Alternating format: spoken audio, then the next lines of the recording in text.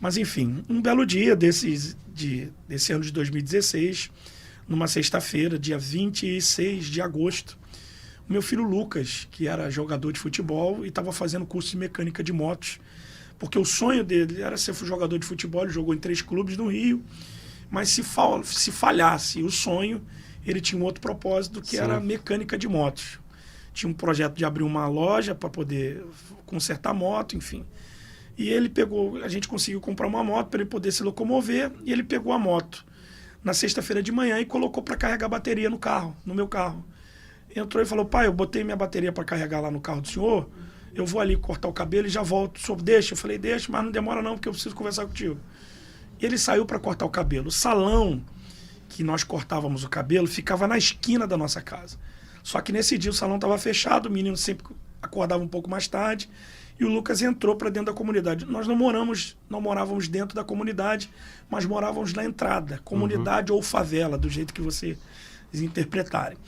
E então ele entrou. Eu tô fazendo o desenho aqui para vocês compreenderem. Aqui é a minha casa, aqui do lado é uma rua paralela, e ele entrou, e aqui atrás é um campo de futebol.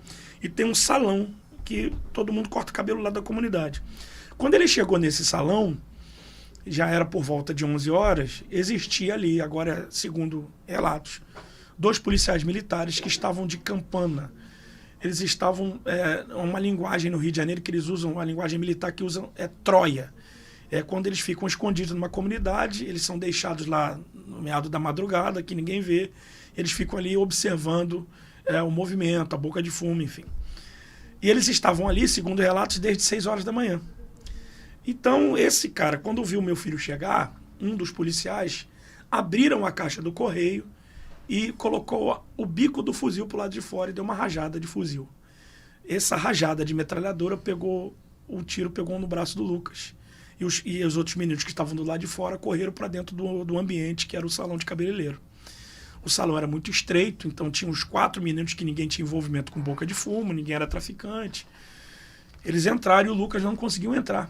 E como ele estava baleado, ele voltou como quem volta para casa. Só que ele desfaleceu, porque o tiro de fuzil era um fuzil 762, fratura exposta no braço dele. Então ele pediu socorro. Uma moça saiu de casa, que conhecia a nossa família, conhece ele, abraçou o Lucas para socorrer ele, botar para dentro de casa, enfim, porque ele estava sangrando. O policial saiu do abrigo, rendeu a mulher. A expressão que ele usou é que se você não largar ele, eu vou te dar um tiro na cara. A mulher abriu os braços, ele deu outro golpe no fuzil e deu um tiro a queima-roupa na barriga do meu filho. Isso foi em fração de segundos. Eu estou em casa, mexendo no computador, nós ouvimos os tiros, a minha esposa saiu do lugar onde ela estava lavando roupa e perguntou onde que o Lucas estava. E eu falei: Lucas saiu para cortar o cabelo. Quando eu falei isso, simultaneamente a vizinha gritou: Valéria, Valéria, Albert, corre lá atrás porque o Lucas acabou de ser baleado. Aí o meu chão foi embora. Porque eu nunca tive histórico na minha família, na família da minha esposa, de alguém que tenha sido baleado. A gente sempre foi uma família pobre e simples, mas nunca tivemos esse histórico, nem de assalto à mão armada. Sim. Então eu comecei ali, porque o filme vem rápido, comecei a viver uma ambiência que eu não estava acostumado a viver. Então eu fui do jeito que eu estava. Tinha acabado de acordar, eu fui do jeito que eu estava. E corri os 150 metros mais distantes da minha vida. Quando eu cheguei lá, a minha mente funcionando, eu falei: eu deveria ter pego o carro, porque o Lucas tivesse estilhaço de bala, baleado, alguma coisa assim. Já deveria ter pego o carro para poder socorrer. Quando eu cheguei lá, na verdade, ele não estava sentado como eu imaginava, baleado, com fragmento. Ele estava deitado de bruço. Assim que eu cheguei, o policial estava lá. A população começou com aquele alvoroço, querendo linchar o policial, porque só tinham 2 policiais, e a comunidade não oferecia resistência. Porque se oferecesse resistência, não tinham só 2 policiais. Então não tinha traficante, não tinha... Então a comunidade ficou alvoroçada.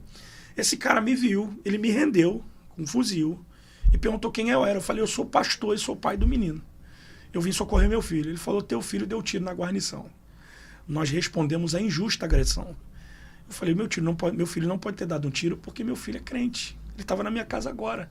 Quer dizer, ele saiu da minha casa armado. E eu não vou discutir com o senhor, eu quero ver meu filho. Quando eu cheguei, vi meu filho de bruço, buscando ar para respirar, buscando oxigênio. E eu segurei na mão dele e comecei a falar: Deus está no controle, Deus tem Deus vai te livrar dessa. E ele chorando, ele não conseguia falar.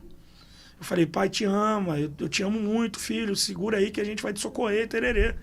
E a população começou a vir para poder ir inflamando aquilo, socorre ele, não socorre, não socorre. Eu vou trazer uma dramaticidade disso, não que eu queira enfeitar, mas eu tenho um problema de asma. Então, uma moça que hoje congrega com a gente dizia que eu ficava andando para cima e para baixo, que eu estava alucinado, com a bombinha da asma, sem saber o que fazer. Até que o meu filho mais velho chegou. Meu filho mais velho chegou, ele olhou a cena desesperado, e eu falei, vai buscar o carro para socorrer teu irmão. E a população querendo lixar o policial. E quando o carro chegou, a gente botou o Lucas dentro do carro, eu tenho foto sobre isso. Colocamos o Lucas dentro do carro e eu estava tão desesperado que eu não entrei. O Júnior foi correndo com o carro, eu não entrei, mas eu constrangi o policial. Porque o policial se identificou para mim como crente. Eu falei para ele, como é que você é crente e deu um tiro na vida, no filho de um servo de Deus? Meu filho estava com uma camisa escrita, só a Bíblia que o mundo lê. E as testemunhas dizem que antes dele tomar o segundo tiro, ele falou que era filho de pastor e crente. Então não tinha um porquê esse cara dar outro tiro no meu filho. Então eu falei, se você é crente, se você é cristão, então socorre meu filho, entra no carro e socorre. Quando esse cara entrou dentro do carro, a pistola dele caiu no chão. Ele estava de fuzil e estava com a pistola no coldre. A pistola caiu no chão. Aí o diabo veio na minha mente. Eu sou homem, cara. Ele falou, pega essa pistola, dá um tiro nesse cara que esse cara matou teu filho. Eu me lembro que eu me defendi dizendo, eu sou crente, não posso fazer isso. Eu mandei o cara pegar a arma, fechei a porta e deixei eles embora. Eu fui para outro hospital. Ele foi socorrido num UPA perto da minha casa, eu fui para outro hospital porque eu estava alucinado. Sim. Adrenalina... Tava andando pra lá. Não, enfim. Aí eu fui para outro hospital, não estava lá e me ligaram, não, ele está no UPA. Eu fui para o UPA. Quando eu cheguei no UPA, ele estava sendo socorrido, mas eu acredito muito que ele já não estava vivo. E quando foi 2h38, o assistente social me chamou, porque eu fui para um quartinho orar, o quartinho que estava vazio. E a assistente social me chamou dizendo que ele não resistiu aos ferimentos. Eu não sei qual é a pior notícia que alguém pode ouvir na vida. Tá bom. Assim, veio um filme na minha mente porque meu filho nunca dormiu fora de casa. Meu filho nunca tomou uma gota de álcool. Meu filho não comia sem feijão. Ele não dormia fora de casa porque ele sentia falta dos pais. E agora meu filho vai ficar sozinho? A minha mente trabalhando dessa forma, eu falei, como é que é isso? E o pior, como é que eu vou dar resposta para minha esposa que está em casa? Aí o meu cunhado me abraçou, tal, fica calmo, tal. Não, eu tô calmo. Eu preciso saber como é que minha esposa tá. Ela reuniu, porque Deus não deixou ela ir no lugar. Sim, vê. Então as irmãs foram até ela e começaram a orar. Ela ficou na minha sala orando. Então quando eu cheguei em casa e abri a porta, ela estava de olho fechado orando. Quando ela abriu os olhos, cadê o Lucas? A única palavra que saiu da minha boca, Deus levou o nosso príncipe. Acabou. Ela desmaiou, eu nunca vi a Valéria desmaiar. Meu teto desabou, mas eu precisava ser forte. Aí os amigos vieram, preciso ir na delegacia. Aí isso acarretou com a reportagem, porque a população que estava fervorosa foi para uma via chamada Linha Vermelha, que é conhecida no Rio de Janeiro. Fecharam, fizeram protesto e tal, camisa, e deu entrevista, o jornal foi lá, a Record foi, a Rede Globo, enfim. Eu fui para a delegacia. Na delegacia o policial estava lá, bati boca, tarará. E fiquei até as 10 e pouca da noite. A perícia foi lá rapidinho tirar, ele não ficou, porque meu filho já tinha sido socorrido, então ele não ficou no local, mas a perícia foi lá, porque deu reportagem, então isso é uma covardia muito grande, que, né, se não dá reportagem, provavelmente eles não iriam, enfim. É muito comum eles não irem. É muito comum. Então, assim, eu voltei para minha casa, eram as 10h30 da noite.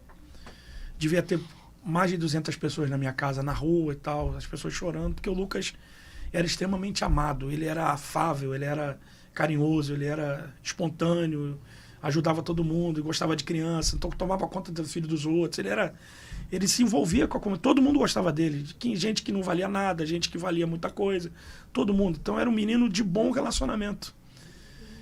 Mas eu precisava ouvir Deus. Eu precisava falar com Deus. Então eu não vi ninguém. Eu olhei para minha esposa, ela estava dopada. Eu falei, vou pro meu quarto, fechei a porta e fui sentar lá na minha cama. Peguei a cadeira da escrivaninha e eu falei ontem o que eu disse. Pedi para Deus se assentar lá, porque acho que é a única voz que nos acalma no momento de angústia, porque angústia é diferente da dor. A angústia acho que é uma dor acentuada. A angústia é um nó que dá na garganta da gente, um peso no peito. Que se não te apagar, você não para. A lágrima vem sem você querer. Não é aquele, você sabe que vai chorar. Não. A angústia faz você chorar sem que você queira chorar. Então precisava aplacar essa angústia, esse nó no peito. Então eu fui conversar com Deus. A minha melhor terapia. Deus não apareceu lá, mas ele falou comigo. Por isso que eu disse que a dor tem nome. A primeira coisa que Deus me perguntou era o que mais me doía responder. Qual é o nome do teu filho? Eu disse, Lucas. Qual é o número da camisa que ele jogava? Eu disse 22. Qual a idade que você me devolveu ele? 19. Aí aquele lampejo de lembrar da Bíblia. Eu fui, peguei a Bíblia e abri, está escrito lá.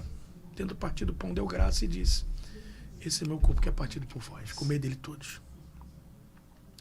Quando eu fechei a Bíblia, o Espírito Santo veio no meu coração e disse, é a vida pela vida. Você nunca vai saber o valor de uma alma se você não souber a dor que é perder uma. E eu vi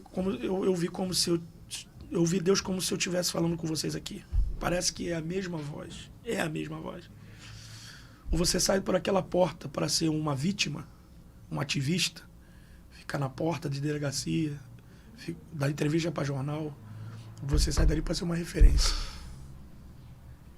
Falei, eu escolho ser uma referência.